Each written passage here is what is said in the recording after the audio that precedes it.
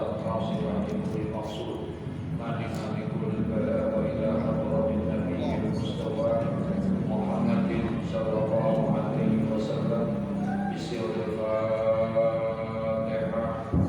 أعوذ بالله من الشيطان الرجيم. بسم الله الرحمن الرحيم. الحمد لله رب العالمين الرحمن الرحيم مالك يوم الدين إياك نعبد وإياك نستعين اهدنا الصراط المستقيم صراط الذين أنعمت عليهم غير المغضوب عليهم ولا الضالين. بسم الله الرحمن الرحيم. الحمد لله رب العالمين والصلاة والسلام على أشرف الأنبياء والمرسلين سيدنا وحبيبنا وشفيعنا ومولانا محمد وعلى آله وصحبه أجمعين. أما بعد، قال الله تعالى في كتابه الكريم وهو أصدق القائلين: رب اشرح لي صدري ويسر لي أمري واحلل عقدة من لساني يفقهوا قولي. رب يسر ولا تعسر رب تمم بالخير. سبحانك لا علم لنا إلا ما علمتنا إنك أنت العليم الحكيم. ولا حول ولا قوة إلا بالله العلي العظيم.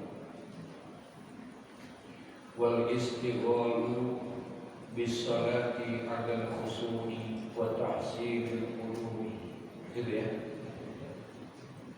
Masih membahas tentang ma fi ma yurisu hirsi wa fi ma yurisu nisi. Jadi satu pasal yang di dalamnya membahas tentang perkara-perkara yang dapat memudahkan kita untuk menghafal dan perkara-perkara yang menyebabkan kita lupa. Ya. Satu di antaranya katanya wal istighalu bi sholati alal khushu'i. Dan hendaklah katanya wal istighalu menyibukkan diri bi sholati alal khushu'i, yakni dengan melaksanakan sholat dengan khusyuk, wa tahsilil ulumi, dan menghasilkan ilmu, bil jarri atun ala qawlihi bisalah yunfi al-hamma wal huzna, maka akan menghilangkan kegelisahan dan kesedihan. Jadi salah satu di antara untuk bisa kita gampang menghafal dan juga tidak mudah lupa di dalam mempelajari ilmu-ilmu itu, hilangkan kegelisahan di dalam hidup kita. Kemarin sudah dibahas ya, kegelisahan dalam perkara-perkara dunia, karena hal itu dapat menyibukkan kita dalam urusan-urusan dunia ini, akan banyak membuang-buang waktu. Nah, oleh karena itu salah satunya di antaranya untuk menghindarkan kegelisahan dunia itu, yaitu dengan cara al-istighalu bis sholati alal khushu'. Hendaklah dia melaksanakan sholat itu, menyibukkan dirinya di dalam menjalankan sholat itu dengan khusyuk. Ya. Insya Allah kalau orang yang sembahyangnya khusyuk, maka tahsilul ulum, dia akan dapat mempermudah untuk menghasilkan ilmu. Kenapa? Karena orang yang sembahyangnya benar, orang yang sembahyangnya khusyuk, akan ditumbuhkan di dalam dirinya itu ketenangan di dalam jiwanya. Kalau orang tenang di dalam jiwa, maka insya Allah belajar kira-kira gampang atau susah? Kalau hatinya tenang, itu kira-kira belajar tenang atau tidak? Tenang, gampang mendapatkan ilmu. Untuk menghafalnya juga gampang, karena hatinya nggak gelisah. Tapi kalau hatinya gelisah, banyak banget pikiran, ngaji tenang apa kata kira-kira? Jadi kalau lagi banyak banget urusan, lagi banyak banget pikiran kita, kira-kira di sini hanya doang ini. Ya kalau lagi banyak banget urusan, lagi banyak banget ini, terus ngajinya bisa tenang apa kagak itu kira-kira? Ya Allah, kalau saya sih nggak tenang, kalau antum sih emang ahlinya semua. Ya. Susah kita mencapai ketenangan. Nah, salah satu untuk bisa mendapatkan ketenangan dalam kehidupan kita, Allah akan hindarkan segala macam kegelisahan dunia. Allah akan menghindarkan kita daripada kebingungan, keresahan dalam urusan dunia. Dengan cara apa? Satu di antaranya adalah dia mampu menjaga sholatnya. Itu kuncinya. Sebab Rasulullah pernah berjanji dalam satu hadis. Kata Nabi Sallallahu Alaihi Wasallam, "Man hafadha 'ala shalah." Ini, "Man hafadha 'ala shalah, akramahu Allahu bi khamsi khisalin." Kata Nabi, "Man hafadha 'ala shalah," barang siapa yang bisa menjaga sholatnya, barang siapa yang dapat memelihara sholatnya, artinya dia dapat menjalankan sholat itu dengan baik, dengan benar. Dia bisa melaksanakan sholat itu dengan sempurna, yakni dia mampu mendirikan sholat, bukan mengerjakan sholat, tapi apa?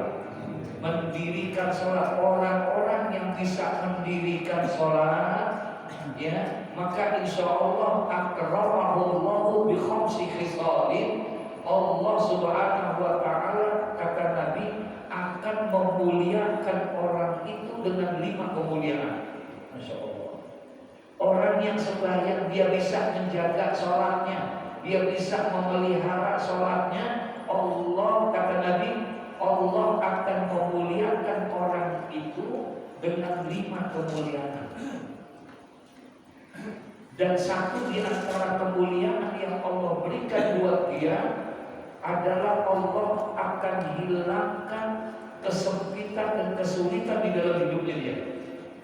Gak ada orang yang sholatnya benar, orang yang mampu mendirikan sholat, yang bisa menjaga sholat, maka insya Allah orang itu dia akan terhindarkan tuh dia dari segala macam kesulitan itu. Gak ada keresahan, gak ada kebingungan di dalamnya. Kenapa? Allah sudah berikan di dalam dirinya ketenangan dan ketentraman. Sholat ya, pengaruh sholat luar biasa ya. Tapi sholat yang benar-benar sholat, ya, bisolat yang akan khusyuk. Sholatnya harus dengan sempurna. Dia mampu mendirikan sholat. Makanya disebutnya man hafadha 'ala sholat. Barang siapa yang bisa menjaga sholat, dijaga sholatnya. Ini mohon maaf, kalau kita sering di antara kita bisa mengerjakan sholat, tapi kita kurang mampu di dalam menjaga sholat. Kalau mengerjakan ibadah kita bisa, sholat kita nggak pernah tinggal, betul? Puasa yang kita kerjain, baca Quran yang kita jalani, haji, umroh kita lakuin. Kita bisa mengerjakan sholat, tapi kita kurang mampu menjaga sholat. Nah, saya khawatir kalau seandainya kita tidak mampu menjaga dan memelihara sholat kita, udah capek-capek sholat kita, sehari 5 waktu kita kerjain, zuhur, asar, maghrib, isya, subuh, bahkan kadang-kadang kita bangun di waktu malam, kita tahajud, kita duha, bahkan kita sembahyang yang lainnya. Alangkah ruginya kalau seandainya nanti pada saat hari kiamat, ketika kita dibangkitkan dari alam kubur, kemudian kita dikumpulkan di padang mahsyar, tiba itu yang namanya yaumul hisab, dihisab amal-amal ibadah kita. Kemudian kita tanya sama Allah, ya Allah, mana pahala sholat saya? Dulu waktu saya hidup di dunia, saya tidak pernah meninggalkan sholat. Mana pahala sholat saya? Mana pahala ibadah puasa saya? Mana pahala ibadah umrah dan haji saya? Kita tanya itu sama Allah. Alangkah ruginya kalau seandainya Allah bilang, apa kata Allah? Sholat yang kamu kerjakan tidak ada nilainya di sisi aku, kata Allah. Nauzubillah. Sholat yang kamu kerjakan setiap hari nggak ada nilainya di sisi aku. Puasa yang kamu lakukan tidak ada nilainya di sisi aku. Kenapa? Kamu bisa mengerjakan sholat, tapi kamu tidak bisa menjaga sholatmu, sehingga akhirnya ibadah-ibadah yang kamu kerjakan itu rusak, tidak ada nilainya di sisi Allah Subhanahu wa Ta'ala. Ya Allah, siapa yang merusak ibadah kita? Siapa yang merusak sholat kita? Siapa yang merusak puasa kita? Sampai-sampai puasa yang kita kerjain, sholat yang kita lakukan itu tidak ada nilainya di sisi Allah. Siapa nih yang merusak? Istri kita? Bukan. Suami kita? Bukan. Anak kita? Bukan. Ternyata yang merusak itu semua adalah siapa? Diri kita sendiri, saudara. Diri kita yang merusak itu. Kita bisa mengerjakan sholat, tapi kita nggak bisa memelihara sholat. Apa yang merusak daripada ibadah kita itu? Kata Nabi dalam lain hadis, sittatu asya'atu fitul akmal. Ada 6 yang dapat merusak amal ibadah kita. Rusak tuh amal ibadah kita kalau ada 6 penyakit ini. Satu di antaranya al-istighalu bi uyubil khalqi. Orang yang terlalu sibuk menceritakan aib orang lain. Orang yang terlalu sibuk menceritakan kejelekan orang lain, suka ngomongin orang. Ini ternyata bisa merusak amal ibadah kita. Tanpa kita sadari, itu yang menyebabkan amal ibadah kita nol di hadapan Allah. Makanya benar kata pengarang, kalau kamu ingin mendapatkan ilmu yang gampang, ya, kamu bisa mendatangkan itu, menghafal ilmu dengan baik, dengan sempurna. Insya Allah kamu akan nggak gampang lupa di dalam ilmu-ilmu yang sudah kamu pelajari. Apa? Bil istighali ala sholati bisolati ala khusyuk. Maka hendaklah kamu menyibukkan diri kamu di dalam melaksanakan sholat itu. Sholatlah dengan khusyuk, sholatlah dengan baik dan benar. Orang yang sembahyangnya benar, orang yang sembahyangnya sempurna, khusyuk sembahyangnya, maka insya Allah Allah akan berikan 5 kemuliaan. Dan satu di antaranya, Allah akan hindarkan dalam kehidupan dia kesulitan dan kesusahan. Kesempitan hatinya nggak ada, nggak gampang bingung. Mohon maaf, kita pernah bingung? Kita pernah bingung? Sering. Ini aja berarti daripada bingung ya. Mukanya ketahuan. Kenapa? Padahal sembahyang nggak kita? Enggak, kita sembahyang nggak? Sembahyang. Tapi Nabi janji orang yang bisa menjaga sembahyangnya, orang yang bisa memelihara sholatnya dengan baik, dengan benar, Allah akan cabut itu, Allah akan angkat keresahan-keresahan di dalam hidupnya, kesulitan dalam hidupnya. Enggak. Sembahyang itu, sembahyangkah itu, doakah itu, zikirkah itu tidak bisa menghindarkan masalah. Enggak. Jangan diharap bahwa kita dengan sholat yang benar itu akhirnya masalah tidak ada. Enggak. Kalau yang namanya masalah pasti ada. Bohong orang hidup gak punya masalah. Bohong orang hidup itu gak punya problema. Bohong. Karena emang dunia darul bala. Dunia ini emang tempatnya ujian. Dunia ini emang tempatnya masalah. Jadi gak mungkin hidup di dunia tanpa ada masalah. Jadi akan selalu ada masalah. Bahkan kata Nabi Muhammad, apabila kamu selesai dalam satu masalah, maka akan datang menghadapi 70 masalah dalam hidupmu ini. 70 masalah buat kita. Jadi gak pernah ada selesai ini. Kita gak perlu stres untuk menghadapi, aduh gua masalah mulu. Nah iya, emang dunia tempatnya apa? Dunia emang tempatnya masalah. Dunia emang tempatnya ujian dan cobaan. Kalau memang pengen hidup tanpa ada masalah, jangan hidup di mana? Jadi di mana dong? Emang tempatnya. Nah, sholat yang kita kerjakan, maaf nih, sholat yang kita kerjakan, zikir yang kita baca, sholawat yang kita baca, bukan untuk menghilangkan masalah, bukan.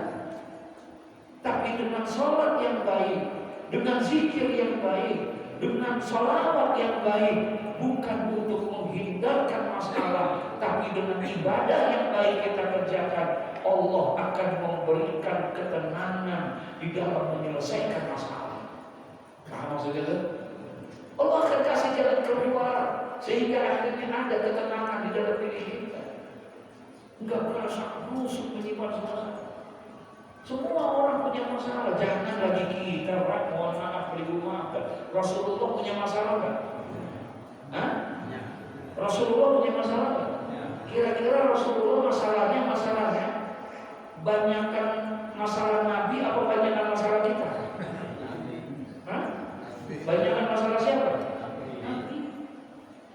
Kalau dibicara beratan mana masalahnya? Masalah Nabi atau masalah kita?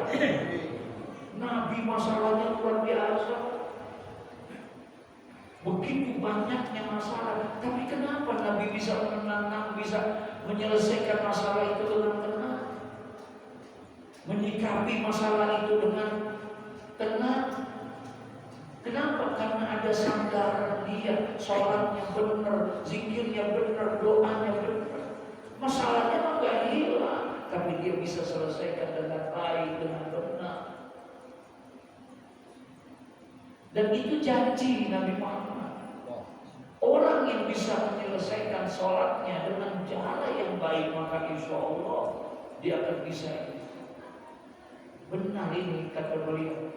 Kalau kamu jadi seorang penuntut ilmu, orang-orang yang ingin menuntut ilmu, kalau kamu ingin mendapatkan ilmu yang manfaat, kalau kamu pengen supaya gampang menghafal di dalam ilmu, kalau kamu ingin tidak gampang lupa di dalam ilmu, al-istighalu bisolati alal khusyuk, maka sibukkanlah dirimu di dalam sholat itu dengan cara yang apa?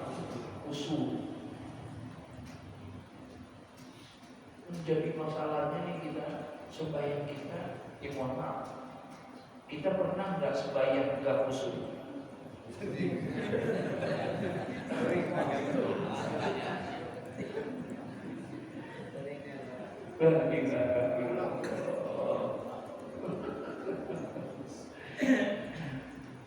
Al-Imam Zain al-Abidin bin Husain bin Ali binti Fatimah binti Rasulullah, cincinnya baginda Nabi Muhammad.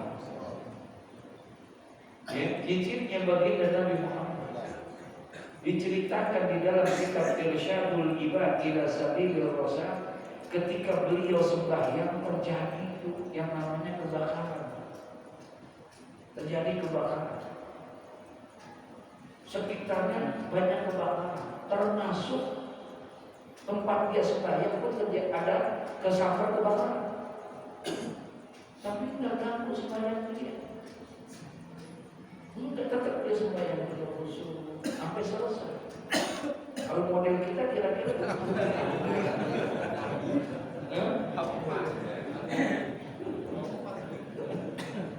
sampai orang tanya sama dia, Tuhan gimana? Kamu gak terasa panasnya api yang sedemikian rupa orang pada kabur ini itu tempat kamu sembahyang? Apa kata dia? Ya bagaimana saya mau terasa panasnya api itu sementara saya sedang membaca ayat yang berkaitan tentang panasnya api neraka. Dia lagi sembahyang, dia lagi baca itu ayat tentang yang berkaitan dengan panasnya Jadi dia bayangin tuh ayat, ya Allah, jadi nggak terasa yang dia begitu. Itu cincinnya. Bagaimana sembahyangnya Nabi Muhammad? Janganlah kita Nabi Muhammad, Sayyidina Ali bin Abi Thalib sembahyang kayak apa? Rasulullah pernah satu hari begini sama sahabat-sahabat, kata Nabi Muhammad, saudara-saudara, aku ingin memberikan hadiah kepada kalian. Kalau ada di antara kalian yang sholatnya khusyuk 2 rakaat saja, kalau ada di antara kalian yang sembahyangnya khusyuk 2 rakaat saja, dari rakaat pertama dan rakaat kedua khusyuk, maka aku akan kasih hadiah. Pilih satu di antara 2 hadiah. Mau 100 ekor unta atau mau 100 dinar uang. Kalau khusyuk sembahyangnya, aku akan kasih hadiah. Apakah uang 100 dinar atau 100 ekor unta? Siapa di antara kalian yang khusyuk? Nggak ada yang berani jawab. Kenapa? Karena di situ ada Sayyidina Ali bin Abi Thalib. Nggak ada yang berani, saya, nggak ada yang berani. Semuanya bilang, ya Rasulullah, tidak ada yang sembahyangnya khusyuk di antara kami kecuali Ali bin Abi Thalib. Dia orang yang paling khusyuk. Kenapa? Karena pernah terjadi satu masa Sayyidina Ali kena panah. Ada 9 panah yang kena di dalam tubuhnya Sayyidina Ali ketika lagi perang. Kemudian pada saat itu sahabat cabut panahnya itu. Ali kesakitan. Sakit, jangan kamu cabut begitu. Tapi ini bahaya, Ali mesti dicabut. Dia, sebentar. Aku sembahyang dulu. Ketika aku sembahyang kamu cabut. Ketika aku sembahyang, tetap kamu cabut. Sayyidina Ali sembahyang 2 rakaat. Allahu Akbar. Inna sholati wa nusuki wa mahyaya wa mamati lillahi. Sembahyang khusyuk. Dicabut sama sahabat 9-9-nya, nggak terasa. Pas sembahyang, Assalamualaikum warahmatullahi, Assalamualaikum warahmatullahi. Udah dicabut, nanya. Nggak terasa dicabut. Saking apa nih? Saking apa nih? Ali. Dia nggak bisa bayangin kalau kita gimana gitu. Cerita. Makanya semua bilang nggak ada yang khusyuk di antara kami kecuali Ali bin Abi Thalib. Oh iya, Ali maju. Kalau memang kamu bisa sembahyang khusyuk 2 rakaat saja, ya, dari awal hingga akhir kamu bisa khusyuk, pilih mau hadiah apa? 100 ekor unta atau 100 uang dinar, uang emas. Bayang Sayyidina Ali, khusyuknya bukan di rakaat pertama khusyuk, di rakaat kedua khusyuk. Nabi tahu itu. Ali sembahyang khusyuk sampai fil alamina innaka hamidum majid. Berarti kan mau selesai, paham ya? Pas fil alamina innaka hamidum majid, wah khusyuk. Pas mau assalamualaikum, dalam hati Ali ngomong dalam hati, pilih kuda apa pilih duitnya? Paham gak tuh? Pilih kuda apa pilih duitnya? Dan Assalamualaikum. Apa kata Nabi? Ali sembahyang mau khusyuk, luar biasa. Dari awal kamu khusyuk. Rakaat pertama kamu khusyuk, rakaat kedua kamu khusyuk. Bagus Ali, sholat benar. Tapi mohon maaf Ali, di akhir kamu mengakhiri sholat, di situ ada kebingungan dalam dirimu, bingung pilih hadiah. Awal Nabi, Allahu Akbar. Jadi untuk mencapai khusyuk gampang atau susah? Hah? Ya, sulit untuk bisa mendapatkan. Tapi bisa kita pelajari untuk khusyuk. Makanya Imam Nawawi minimal untuk bisa mencapai kekhusyukan. Kalau khusyuk di makna kalimat sembahyang itu berarti dari awal takbiratul ihram sampai salam sembahyangnya hadirkan Allah di dalam sembahyang itu. Dari takbiratul ihram kita ada Allah. Di dalam Fatihah kita ada Allah. Ketika kita ruku ada Allah. Ketika kita iktidal ada Allah. Ketika kita sujud ada Allah. Berarti di semua gerakan sholat itu harus ada apa? Allah. Itu namanya khusyuk. Kita belum sanggup begitu. Ya, kita baca tuh sujud subhana rabbiyal a'la wa bihamdi. Subhana rabbiyal a'la wa bihamdi. Kita sucikan Allah. Kita muliakan Allah, kita baca itu. Tapi lagi sujud ada yang kita pikirin. Ya ini saya nih. Ya. Ada aja lagi sujud ya Allah. Marah sama pengurus masjid. Lagi sujud. Ini kafe kita boleh dicuci kali ya.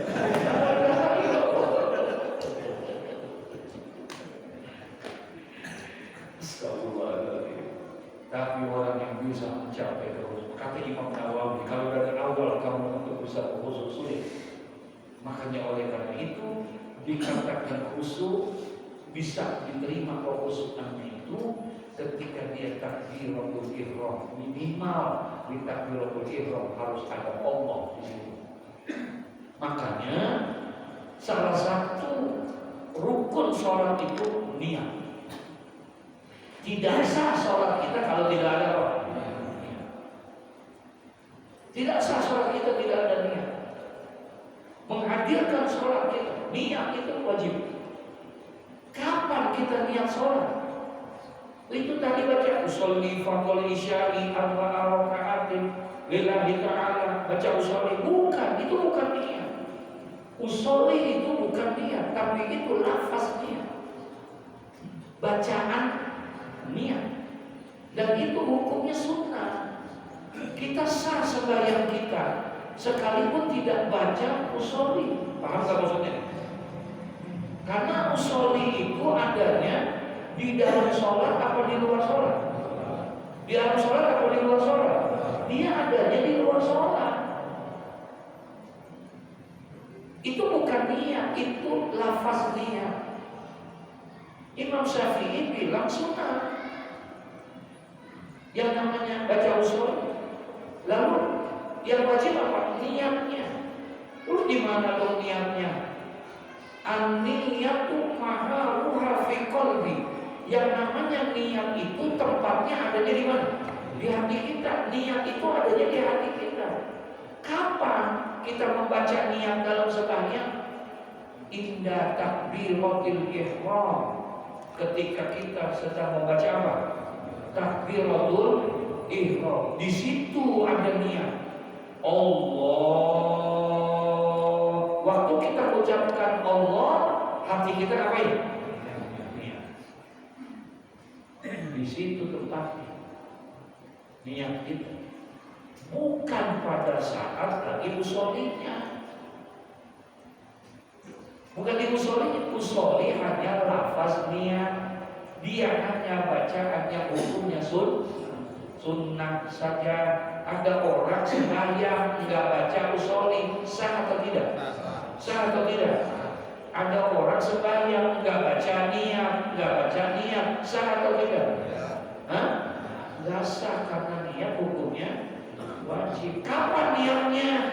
Yaitu ketika takbiratul ihram. Imam Nawawi minimal untuk bisa mencapai khusyuk kata Imam Nawawi, maka niat itu merupakan satu makom, satu tempat untuk bisa menghadirkan Allah di dalam sholat kita. Kalau semuanya kita hadiri kayaknya kita sudah sanggup kan?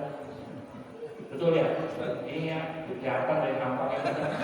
Itu kadang kita sanggup dan kita kalau semuanya dari awal sampai akhir menghadirkan Allah enggak. Nah, Imam Syafi'i, Imam Nawawi bilang minimal ketika takbiratul ihram hadirkan Allah di dalam hatimu.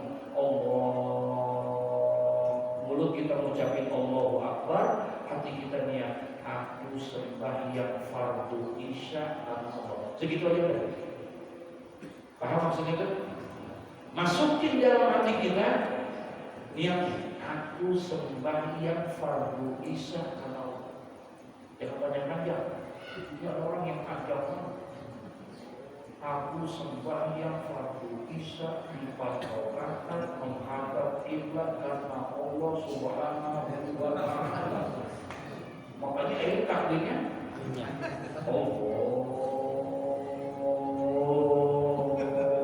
lama karena kepanjangan ini. Nah cukup yang namanya niat, ada qasar, ada ta'arud, ada ta'yin. Udah 3 unsur ini aja. Kalau 3 unsur ini ada dalam niat, jadi niat kita. Aku sembahyang, itu qasar namanya. Aku sembahyang, itu qasar. Ta'arud apa? Sebutin fardunya. Aku sembahyang fardu. Ta'yin apa? Nama waktu sholatnya. Aku sembahyang fardu isya karena Allah. Berarti qasarnya udah ada belum? Udah ada belum? Ta'arudnya udah ada belum? Ta'yinnya udah ada belum? Udah ada semua. Aku sembahyang fardu isya karena Allah. Makanya kalau dia sembahyang niat sembahyang fardu, udah disebutin fardunya, nggak jadi itu niat. Aku sembahyang isya karena Allah. Kan kayaknya bener nih.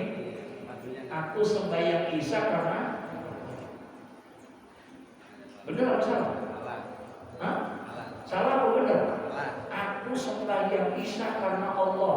Aku sembahyang maghrib karena Allah. Aku sembahyang subuh karena Allah. Kelihatannya bener, padahal salah. Enggak ada ta'arudnya, enggak menyatakan kefarduannya. Seharusnya aku sembahyang fardu isya karena Allah. Fardunya masih ada. Sebab kalau dia bilang aku sembahyang isya karena Allah, ini malaikat katibin yang mencatat sholat kita bingung dia. Lah kita kagak boleh bikin bingung malaikat. Kalau dia bilang kita aku sembahyang isya karena Allah, ini malaikat mau catatnya bingung. Dia sembahyang isya, dia sembahyang qobliyah isya atau fardu isya ya? Bisa nggak? Bisa. Hah? Kalau dia ngomong isya doang dong, bingung nggak kira-kira? Ini fardu isya, apa qobliyah isya, apa ba'diyah isya? Bingung ya? Makanya nggak boleh, harus pakai fardu. Beda sembahyang sunnah. Kalau sembahyang sunnah nggak usah pakai disebutin sunnahnya. Aku sholat sunat duha karena Allah, bagus itu. Tapi kalau dia bilang aku sembahyang duha karena Allah, boleh sah sembahyangnya. Kalau sembahyang sunnah, aku sholat tahajud karena Allah, nggak usah bilang aku sholat sunat tahajud karena Allah. Itu bagus, pakai sunat tahajud. Sekarang dia bilang aku sholat duha karena Allah. Sunatnya ada kan? Nyebutin sunatnya kan? Tapi sah gak? Sah. Kenapa dia sah? Malaikat gak bingung. Dia tahu bahwa yang namanya duha itu sembahyang apa? Sunnah. Nggak usah pakai disebutin sunnah juga tahu malaikat. Ya tahu itu mah. Kata malaikat, lu nggak usah sebutin sunnah juga tahu tuh sembahyang duha hukumnya apa? Tapi kalau sembahyangnya fardunya nggak disebutin, malaikat masih bingung. Ini sembahyang isya, dia sembahyang isya apanya ya? Apa sunat qobliyah, apa fardus isya, apa ba'diyah isya? Kan bisa jadi itu. Jadi kerjain. Makanya harus seperti itu. Ya, insyaallah. Dan wal istiqalu bis sholati 'ala al-khusyu' wa tahsilil ulumi ya bis shalah, maka dia akan bisa menghasilkan ilmu-ilmu itu karena dengan sembahyang khusyuknya. Kenapa kok bisa begitu? Iya, karena orang yang sembahyangnya khusyuk, maka insya Allah dia akan menghasilkan ketenangan jiwanya. Hilang tuh keresahan-keresahan yang lain, karena hatinya akan ada penuh dengan apa? Ketenangan jiwanya. Orang yang sholatnya baik, insya Allah hatinya apa? Hatinya tenang. Kalau hatinya tenang, belajarnya gampang nggak? Ngapalinya gampang nggak? Gampang. Ya, ibaratnya kasetnya masih kosong. Maka kalau kaset kosong, kaset itu buat ngerekam kaset kosong, bagus nggak? Tapi kalau kasetnya udah apaan aja dimasukin buat ngerekam, udah berat. Ya, nah orang seperti itu juga. Kalau mau ini diterangkan di mobil. Jadi kalau kamu pengen gampang mendapatkan, mewariskan hafalan yang baik, dan kamu bisa menghindarkan daripada lupa, satu di antaranya adalah berusahalah sibukkan dirimu untuk bisa melaksanakan sholat dengan apa? Khusyuk. Insya Allah. Terus apa lagi sholat khusyuk? Bukan hanya buat tahsil ulum, bukan hanya bisa menghasilkan ilmu, tapi sholat khusyuk itu yudfil hamma wal huzna dunia. Dan sholat khusyuk itu pun juga dapat menghasilkan apa? Menghilangkan kegelisahan dan kesedihan dalam kehidupan. Kalau orang yang sebenarnya khusyuk, penuh dengan ketenangan, penuh dengan kelapangan jiwanya, maka orang itu akan terhindarkan daripada kegelisahan dan kesedihan. Allah isi itu hatinya dengan cahaya sholat. Insya Allah, nggak gampang tuh. Yang selama ini kita kelak, makanya gampang bingung, gampang resah, gampang itu. Mesti ada cahaya yang menerangi hati kita. Dan yang bisa menerangi hati kita itu bukan lampu-lampu ini. Lampu ini hanya bisa menerangi masjid, lampu ini hanya bisa menerangi rumah, tapi yang menerangi hati kita, apa kata Nabi? As-sholatu nurun wa shadaqatu burhan. Sholat adalah cahaya yang bisa menerangi hati, bisa menerangi alam kubur, bisa menerangi alam akhirat. Sholat. Makanya Nabi pernah pesan di dalam kehidupan kita berumah tangga, apa kata Nabi? Nawiru buyutakum bis-sholat. Terangilah rumah tangga kalian dengan apa? Sholat. Nabi suruh terangilah rumah tangga kalian dengan sholat. Nabi tidak bilang dengan lampu, tapi dengan sholat. Rumahmu akan terang dengan sholat. Tidak dengan lampu ini. Dia hanya bisa menerangi rumah kita. Lampu ini hanya bisa menerangi kamar kita, tapi dia tidak bisa menerangi hati kita. Nah, orang yang sembahyangnya benar, buat taksi di ulum, dia akan gampang menghasilkan ilmu dan yudfil hamma wal huzna, dan dia juga akan mudah untuk menghilangkan daripada kegelisahan dan kesedihan dalam kehidupannya. Masya Allah. Kama qala Syekhul Imam Nasrul Ibn Hasan Al-Barghinani fi qasidati lahu. Ya. Kemudian sebagaimana telah berkata Syekh Al-Imam An-Nasr Ibn Al-Hasan Al-Barghinani, ia dalam qasidah daripada karya beliau, apa katanya? Ista'in Nasr al-Hasan fi kulli ilmin yuhtazanu ya zaka alladhi yunfil husna. Kata beliau, Ista'in Nasr ibn al-Hasan ay bil ma'unah ya Nasr ibn al-Hasan. Wahai Ista'in, minta tolonglah kamu, mohon pertolonganlah kamu, wahai Nasr bin Hasan, ya, fi kulli ilmin, di dalam setiap ilmu yang engkau simpan, yukhtazamu, minta tolonglah engkau yang di dalam setiap ilmu yang akan disimpan itu, supaya enggak gampang lupa. Minta sama Allah agar ilmu yang kita dapatkan itu tersimpan di dalam diri kita, sehingga enggak gampang apa? Supaya simpan nih di dalam diri kita, supaya ilmunya enggak gampang apa? Dan kadang-kadang ada juga Pak, lagi ngaji mah paham banget kita ini. Halo? Lagi ngaji apa? Paham banget. Selesai aja ngaji, jangan kalau sampai rumah baru keluar masjid aja udah. Ada yang begitu kira-kira? Ya, Masya Allah. Nah, fi kulli ilmin, katanya, bermohonlah engkau wahai Nasr bin Hasan, yang di dalam setiap ilmu-ilmu itu yuhtazanu, agar dia tersimpan. Ilmu itu gak gampang daripada itu. Zaka alladhi yunfil husna, itulah perkara yang dapat menghilangkan dengan berdoa dengan baik. Bangun di waktu malam, minta sama Allah. Sholat kamu dengan baik, dengan sempurna. Kalau kamu sudah minta sama Allah, zakat alladzi yudfi huzna, itu adalah satu perkara yang dapat memanfaatkan dirimu, akan terhindar kamu terhilang daripada kesedihan-kesedihan yang ada, masya Allah, ya, dengan cara yang seperti itu. Wa ghairuhu la yu'tamanu, dan juga selain daripada perkara-perkara yang batil, la yu'tamanu ay la yu'tabaru, tidak akan dapat kamu terhindarkan dari yang itu semua. Dengan cara mintalah pertolongan sama Allah. Bagaimana sih minta tolong sama Allah? Caranya kita minta tolong sama Allah. Caranya kayak bagaimana kita minta tolong Allah? Kalau kita minta tolong sama orang mah gampang. Kita datang ngobrol minta tolong bisa, betul ya? Nah sekarang bagaimana cara kita minta tolong kepada Allah supaya ilmu yang sudah kita dapatkan ini nggak gampang apa? Nggak gampang apa? Nggak gampang mumpat.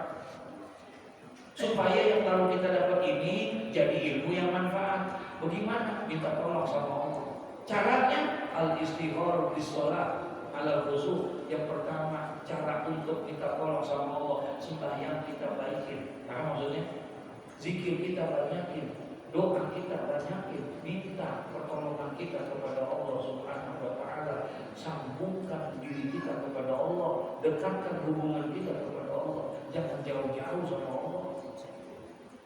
Kalau kita jauh sama Allah, Allah juga jauh sama kita.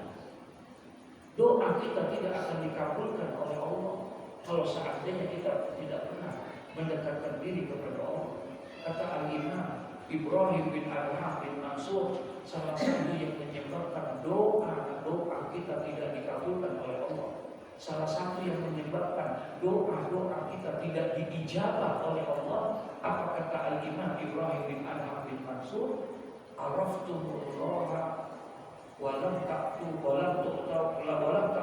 haqqahu. Kata Al-Imam Ibrahim bin Adham bin Mansur dalam kitab Nasaihul Iman, yang salah satu yang menyebabkan doa kita tidak dikabulkan oleh Allah, araftumullah walam ta'tuhu haqqahu. Kalian kenal Allah, tapi kalian tidak pernah menjalankan perintah-perintah Allah. Kalian kenal Allah, tapi kalian tidak pernah taat menjalankan perintah-perintah Allah.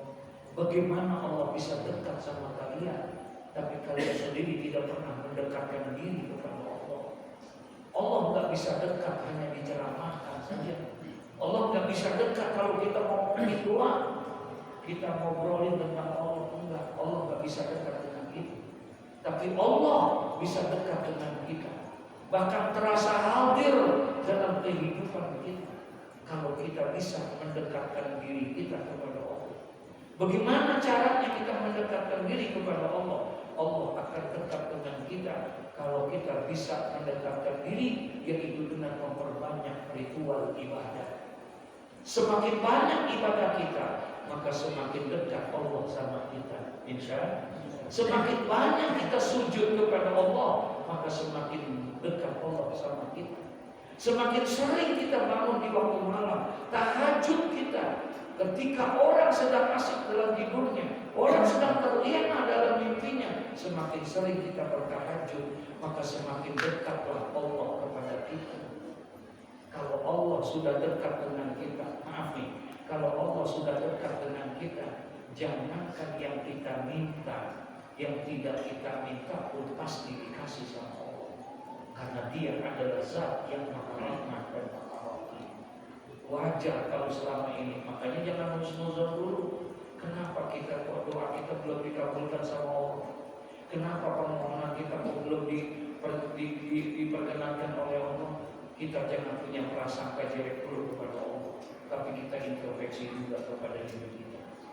Bisa jadi doa-doa kita belum dikabulkan sama Allah karena hubungan kita jauh sama Allah. Karena kita jauh sama Allah, Allah juga jauh sama kita. Nih, minta tolonglah kamu kepada Allah kalau kamu ingin mendapatkan ilmu yang baik. Minta tolonglah kepada Allah kalau seandainya kamu ingin mendapatkan mendapatkan ilmu yang baik, kemudian ilmu akan tertanam dalam dirimu dan tidak gampang lupa. Minta tolong sama Allah. Minta tolongnya bagaimana? Tadi sholatnya begini, paham maksudnya? Bangun di waktu malam, nangis kita minta tolong. Gak ada tempat kita meminta itu. Makanya kita bilang iyyaka na'budu wa iyyaka nasta'in. Lihat kalimatnya. Iyyaka na'budu wa iyyaka nasta'in. Jangan dibalik. Ini iyyaka nasta'in dulu. Hanya kepadamu lah kami menyembah, dan hanya kepadamu lah ya Allah kami meminta pertolongan. Jadi kalau kita mau minta pertolongan, jangan mintanya doang, tapi disuruh ngapain? Sembah dulu, mengabdi dulu sama Allah. Maka ayatnya iyyaka na'budu, hanya kepadamu kami menyembah. Sembah Allah dulu baru minta. Lihat aja azan. Coba seruan azan. Maaf, kalau di tempat lain itu hayya 'alas shalah, hayya 'alas shalah, hayya 'alal falah, hayya 'alal falah. Di tempat lain itu hayya 'alas shalah dulu baru hayya 'alal falah. Betul ya? Kalau di sini apa? Oh sama. Coba lihat, hayya 'alas shalah, hayya 'alal. Yang di pertama disuruh diberitakan apa dulu? Hayya 'alas shalah, mari laksanakan sholat. Mari laksanakan sholat. Kalau kamu sudah sholat dengan baik, dengan benar, hayya 'alal falah, raih itu kemenangan buat engkau. Raih itu kesuksesan buat engkau. Al-falah yang kemenangan. Raih kesuksesan, kemenangan. Dengan catatan apa? Sholat dulu yang baik. Tidak akan bisa kita meraih kemenangan, suksesnya seseorang, berhasilnya seseorang. Semua hasil itu adalah yang bisa menentukan hanya siapa? Allah. Manusia hanya wajib berusaha, tapi tidak wajib untuk menentukan. Manusia hanya wajib berusaha, tapi dia tidak wajib untuk apa? Yang menentukan itu siapa? Allah, bukan manusia. Manusia hanya wajib berikhtiar dan berusaha, tapi yang wajib menentukan itu adalah Allah. Makanya disuruhnya itu harus ibadah dulu kepada Allah, baru minta tolong ya Allah. Gini minta tolong dulu. Sembayangnya enggak. Udah gitu kalau minta banyak mulu. Wasaikhul imam, ya. Wasaikhul imam al-ajal Nazmuddin Umar ibn Muhammad An-Nasafi fi ummi waladillahu salamun ala man tayammatni, ya, bizarfiha walam hatin khaddaiha walam hatin tarafiha sabatni wa asbatni yatahayyarat al-ahwam fi kunhi wasliha, ya. Katanya wasaikhul imam, dan berkata ini Syekhul Imam, yakni Syekh Nasr bin Hasan. Apa katanya? Al-Ajalun Nazmuddin, Syekh Nazmuddin Umar Ibnu Muhammad An-Nasafi fi ummi walad, yang beliau Nazmuddin Umar bin Muhammad An-Nasafi berkata tentang ummul waladi, yaitu tentang ummul walad bagi beliau, ai fi wasfi jariyatin mustawladatin lahu sihrun, jadi dalam mensifati budak perempuan yang melahirkan anak majikannya itu ada ummul walad. Apa katanya? Salamun ala man tayammatni, salam dikhususkan ini kepada siapa? Ala man tayammatni, yakni kepada budak perempuan yang menjadikan saya sebagai budak. Ummul walad namanya, ibu daripada majikan. Jadi ada apa namanya, budak perempuan, dia kemudian majikannya, tuannya ini, kemudian maaf dia menidulinya, kemudian melahirkan. Paham ya? Itu boleh. Ya, budak tadi bukan pembantu. Ya, budak. Ya, karena budak itu dibeli. Paham ya? Karena budak itu dibeli. Nah, dia boleh untuk yang seperti itu. Tidak diinikan. Nah, sekarang kepada budak perempuan, dia menjadikan ini sebagai budak, yakni sebagai menjadikan dia sebagai budak dan membuat hina dia dari mulia. Lahirnya bayi itu dari ibu yang budak, berarti anaknya juga apa?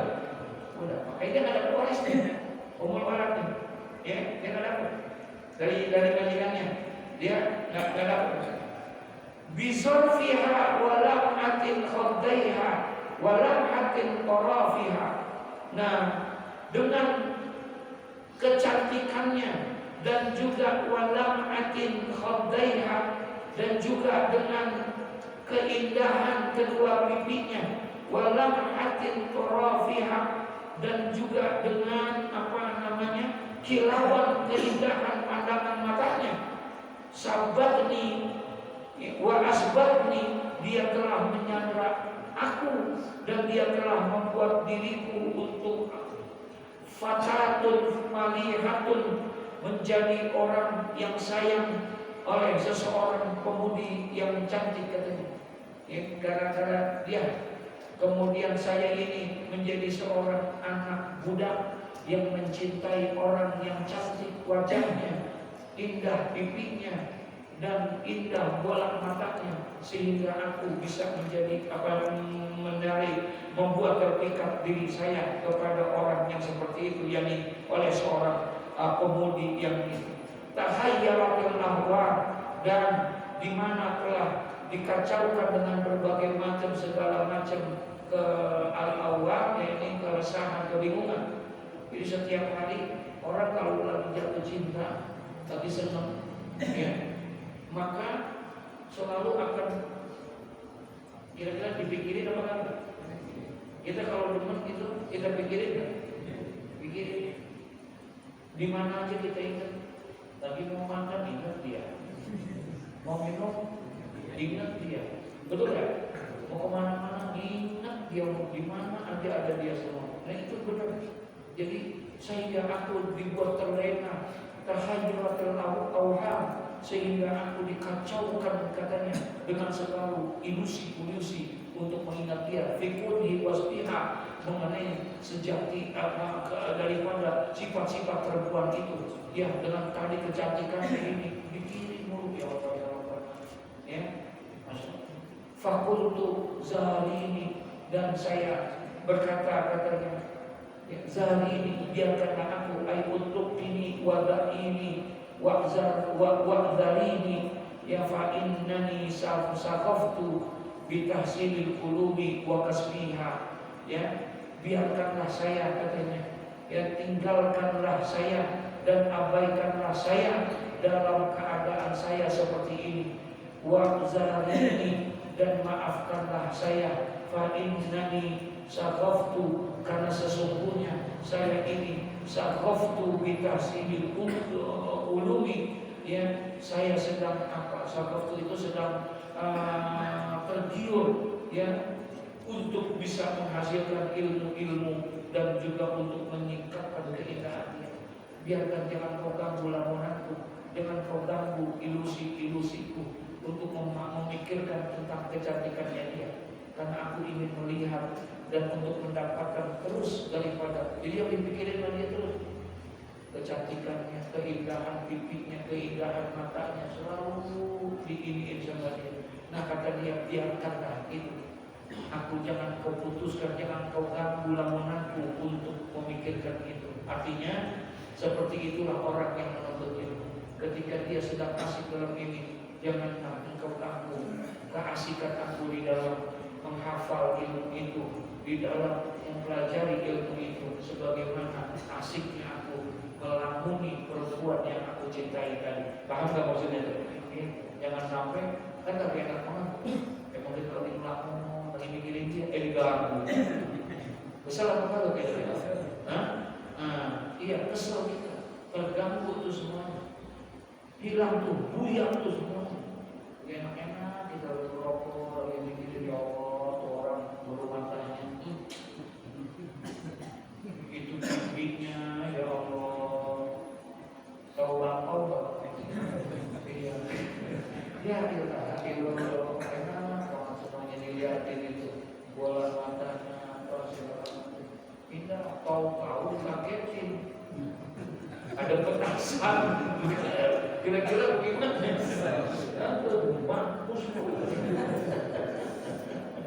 terbuyak tuh semuanya. Nah jangan engkau ganggu katanya, biarkan tahayyuratil awham fi kulli wasbiha ya zalimi kata dia, biarkan aku jangan engkau ganggu ya untuk aku di dalam menghayati ilmu, dalam menghafal ilmu, di dalam mempelajari ilmu, sebagaimana jangan kamu ganggunya seorang yang sedang melamunkan kekasihnya. Paham maksudnya itu? Ya, jangan kau ganggu, biarkan itu. Masya Allah. Kalau perlu tambahin kopinya, kalau perlu tambahin rokoknya, betul ya? Ya, kalau begitu ngelamunnya tambah asik. Hah? Iya, tambah asik dia. Rokoknya ditambahin, ininya ditambahin. Begitu seharusnya. Ya Allah ya Rabbana. Ya, nah disuruhnya seperti itu katanya. Bitasil ulumi wa kasbiha, karena aku untuk menghasilkan ilmu dan menyikapnya. Wali fi talabil fadli wal ilmi wal tuqa himma katanya, dan bagi saya ya di dalam mencari keutamaan ilmu dan juga ketakwaan itu adalah merupakan sebuah kecukupan al-ghina al-ghaniyati wa arfiha, yaitu dan seperti nyanyian para biduan wa arfiha, dan juga keindahan ya. Wa amma asbabu isyan. Nah, nanti masuk wa amma asbabu lisanil ilmi ya, dan adapun yang menyebabkan daripada apa? Lupa, yang menyebabkan lupa ilmu ya. Pernah lupa enggak? Halo? Pernah lupa enggak? Ya Allah. Lupanya urusan ibadah mulu ya. Ini hari apa ya? Mau ngaji, tapi duit dibawa bantal ingat.